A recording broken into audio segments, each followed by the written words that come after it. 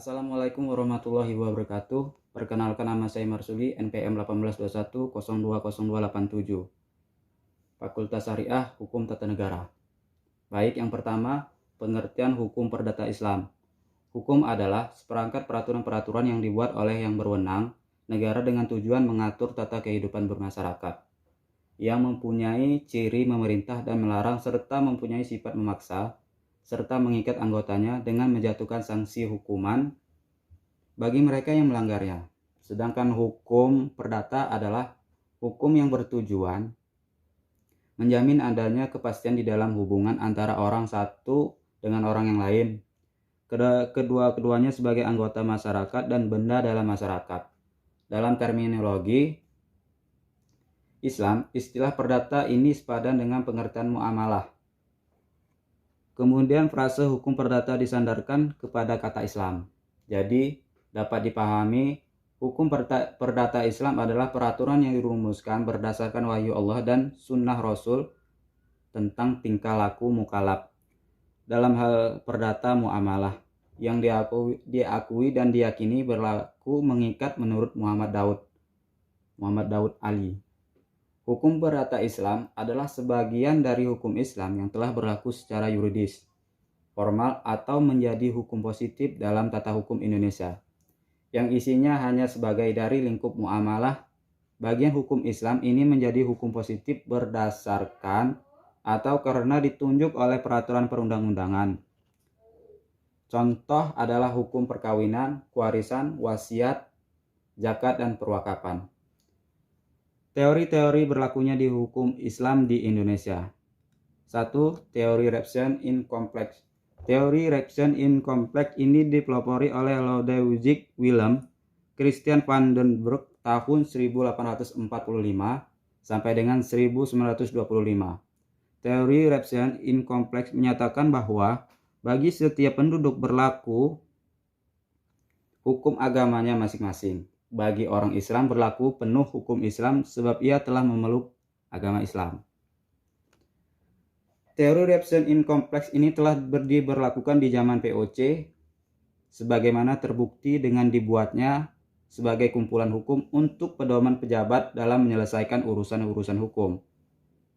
Urusan hukum rakyat pribumi yang tinggal di dalam wilayah kekuasaan VOC yang kemudian dikenal sebagai Nederland Indi. Contohnya, Statuta Batavia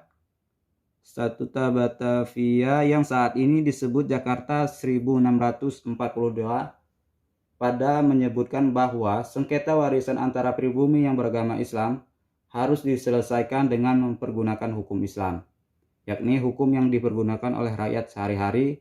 Untuk keperluan ini, D.W. Fraser menyusun buku yang memuat hukum perkawinan dan hukum kewarisan Islam. Kedua, teori resepsi. Masuknya pemerintah kolonial Belanda ke Indonesia membawa perubahan-perubahan dalam pelaksanaan hukum Islam. Meskipun Indonesia membawa perubahan-perubahan dalam pelaksanaan hukum Islam, secara formal hukum Islam tetap diberlakukan. Hal ini didasari oleh adanya kecurigaan dari sebagai pejabat Belanda yang mulai dikemukakan melalui kritik terhadap peraturan-peraturan yang dikeluarkan. Mereka memperkenalkan Het Indische Adat Recht atau hukum adat Indonesia. Kritik ini dimulai Cornelis van Vollenhoven 1874 sampai dengan 1933. Kemudian dilanjutkan oleh Christian Snok Hurgons 1857 sampai dengan 1936. Penasehat pemerintah Hindia Belanda tentang soal-soal Islam dan anak negeri. Teori resepsi mengatakan bahwa hukum yang berlaku bagi orang Islam adalah hukum adat mereka masing-masing. Hukum Islam dapat berlaku apabila telah diresepsi oleh hukum adat. Jadi hukum adatlah yang menentukan adanya tindaknya hukum Islam. Muatan pokok teori resepsi ini adalah prinsip Divide et Impera yang bertujuan untuk menghambat dan menghentikan meluasnya hukum Islam dan membentuk konsep hukum tandingan yang mendukung politik pecah belah pemerintahan kolonial. 3. Teori resepsi exit atau reception contrario.